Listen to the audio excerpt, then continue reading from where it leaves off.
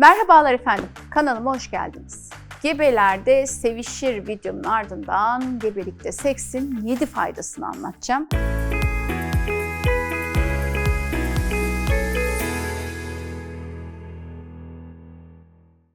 Gebelerde cinsel yaşamı doktorunuzun yasakladığı durumlar hariç yaptığınız cinselliğin size ne faydaları var? Bunu 7 madde halinde konuşacağız. Birincisi ağrıları azaltıyor. Şimdi cinsellik dolaylı yoldan bazı hormonların salgılanmasını sağlıyor vücudumuzda. Bu vasıtayla ağrıları azaltabilir. Orgazm sırasında kadında salgılanan o hormonlardan oksitosin ve endorfin ve serotonin kadının mutluluk ve bağlanma seviyelerini arttırıyor. Endorfin özellikle ağrıları azaltıp daha tolere edebilir hale getirmesine yardımcı oluyor. Ayrıca o rahim büyüyor filan ya, rahim büyüyor, baskı yapıyor. O baskıyı azaltıyor. Vücutta bazı hormonların dengesi değişiyor. İster istemez o vücudun o ağırlığı, binen yük, kadının konforunu ister istemez etkiliyor. Böyle olunca kadında gerçekten pelvik tabanda bir ağrı oluyor, bacaklarda bir ağrı oluyor, belde bir ağrı oluyor. Gebelikte biliyorsunuz rahim büyüyor.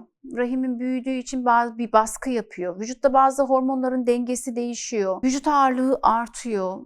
Buna bağlı olarak da pelvik tabanda ağrıyor, bacakta ağrı oluyor, sırtta ağrı oluyor. Kadının gerçekten de böyle konforunu etkileyen bir süreç bu gebelik süreci. Ondan dolayı da o konfor duygusundan uzaklaşan gebelerde işte bu seks sonrası salgılanan hormonlar daha konforlu hissetmesini, ağrılarını daha az hissetmesi noktasında gerçekten yararlı oluyor. Benim en önemli gördüğüm maddelerden biri kan basıncını dengelemesi. Literatür çalışmaları göstermiş ki seks sonrası sistolik tansiyon düşüyor, dengeleniyor. Sistolik tansiyonu büyük tansiyon deniliyor ya. Şimdi zaten hani gebe bir sağlıklı beslenme dönemine ister istemez gebelikte doktoru ve diyetisyeniyle yönlendiriliyor. İşte bol su tüketmesi istiyoruz. Basit egzersizleri zaten yapın diyoruz. İşte pilates, yürüyüş, yüzme gibi. Bunlar ister istemez zaten gebenin tansiyonunu bir dengede tutuyor. Bu söylediğim takipte olan gebeler için. Siz de tabii gebelikte bir takip süreci yaşasanız iyi olur. Düzenli hekim kontrolünde gitseniz iyi olur. İşte araştırmalar da şunu göstermiş ki düzenli cinsel yaşamı olan ve cinsellikte orgazm yaşayan hamilelerde sistolik kan basıncı diğer hamilelere göre daha dengede, öyle hızlı yükselme eğiliminde değil, tansiyonu düşürmek noktasında faydalı. Neymiş efendim?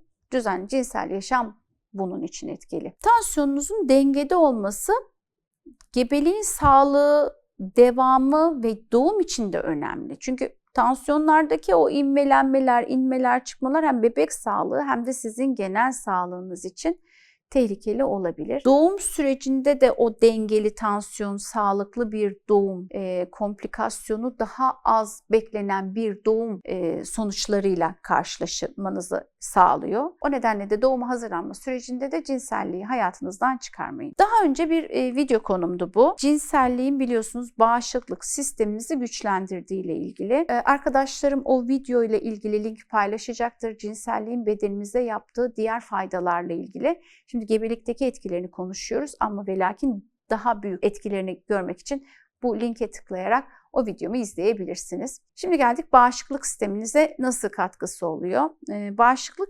sistemimizi güçlendirici etkisi antikorlar üzerinde oluyor.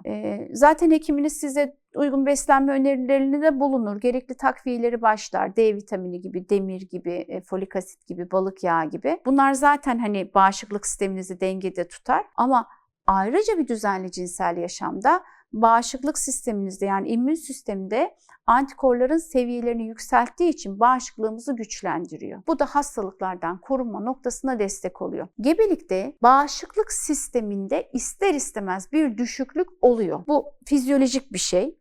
Daha çok grip olurlar, daha çok mantar olurlar, daha çok hastalanırlar gibi gebeler.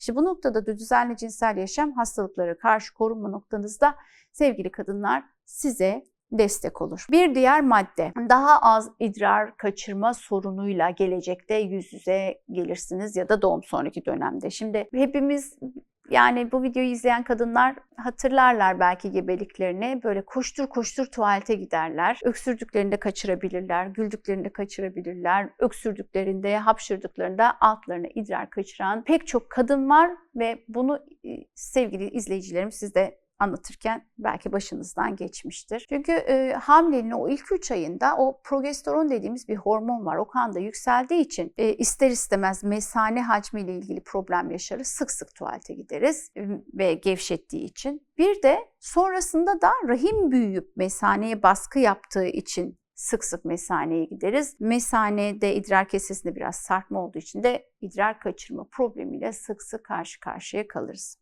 Cinsellik bu noktada nasıl bir fayda sağlıyor bize? Şimdi cinsellik böyle bir faydası oluyor ki kadınlar cinsel ilişki sırasında pelvik taban kaslarını kullanıyorlar.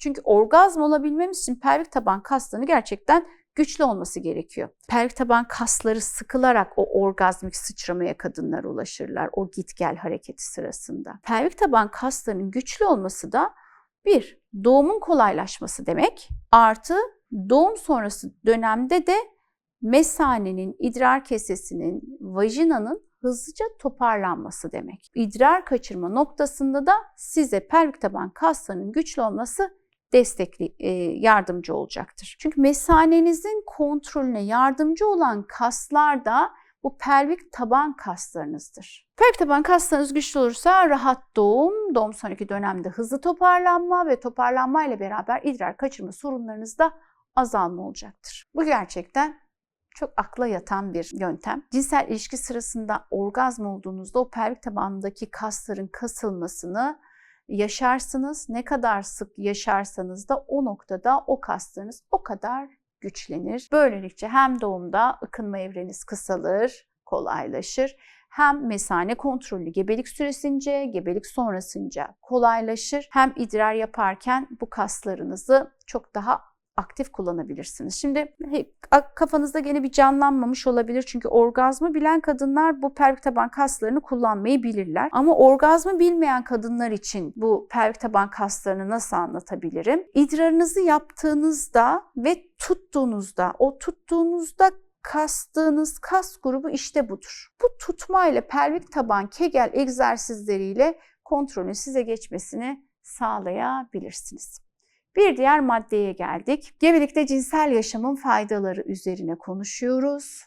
Ruh halinde iyileşme yapar. Gebe kalan kadınlar bilir ki çok eşsiz bir yolculuk bu. İnşallah isteyen herkesin de bu yolculuğu yaşamasını isterim. Fakat yorucu ve o kadar da yıpratıcı bir yolculuk. Bunu yaşayanlar bilir. Çünkü kadın olarak hem bedenin değişiyor, fiziksel görünümün değişiyor. Yani kötü bir şey bu. Hem de duygusal olarak böyle dalgalı bir dönemden geçiyoruz. Yani farklı değişimlerden geçiyoruz. Hani dünyamız alt üst oluyor derler ya. Gülünmeyecek şeye güleriz, ağlanmayacak şeye ağlarız. Öyle bir ruhsal değişimin olduğu bir dönem. Bunu özellikle anlatıyorum ki sevgili beyler, kadınların bu ruhsal durumunun çalkantılı olduğu, o huzursuz olmasının sebebi vücudundaki o değişen hormon seviyeleri. Bu noktada anlayışlı olmak gerekiyor. Şimdi kadın gebelikte cinsel ilişki sırasında orgazm olduğunda o bazı hormonlar salgılıyor dedim ya, hani melatonin gibi, serotonin gibi, endorfin gibi, prolaktin gibi.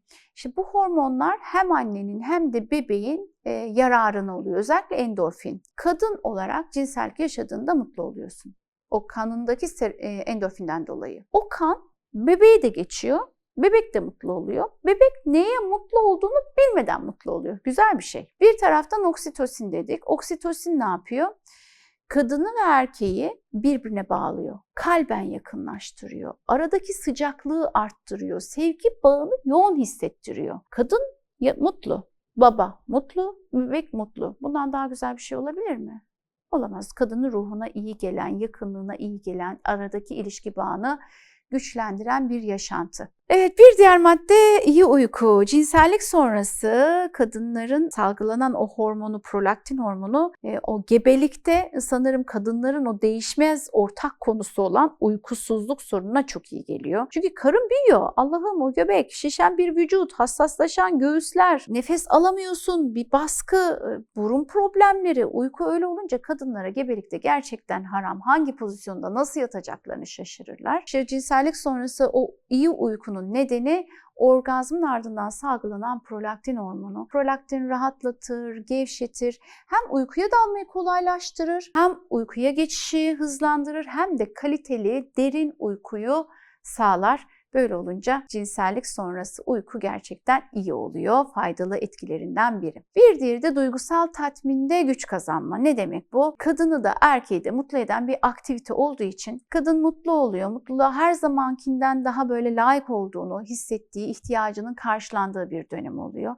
Çünkü kadın sadece orgazm olarak değil, sevdiğinin dokunuşlarıyla, temasıyla, sarılmasıyla, öpüşmesiyle mutlu da olur. İlla penis vajina penetrasyonuna çok da gerek yok. Ama üzerine bir de kadının orgazm olduğu bir mutluluk ve rahatlama yaşarsa kadının duygusal tatmin yaşadığı bir evre olur ve gerçekten de duyguların tavan yaptığı bir evre. Dolayısıyla kadın duygusal ve ruhsal olarak güçlenir. Seks yani kısacası gebelikte kadın birçok açıdan güçlendiriyor. Size bu noktada bir de şaşırtıcı bilgi vereceğim. Cinsellik doğumu da kolaylaştırıyor. Yani aslında doğuma çok yakın bir vakitte kasılmaları arttırmak için ve rahim ağzında açılmayı sağlamak için biz çoğunlukla, önceden çok yurt dışındaydı ama artık son dönemde bizim ülkemizde de var. Doğuma yakın günlerde gebelere kolay doğum için seks reçetesi yazan çok sayıda hekim var. Eskiden ben de bunlardan biriydim. Şu aralar tabii artık doğum çok fazla yaptırmadığım için bıraktım. Elbette gebe kendini hazır, rahat ve istekli hissediyorsa, özetle sağlık açısından da hiçbir risk barındırmıyorsa, cinsellik gebelik süresince yaşanabilir. 33.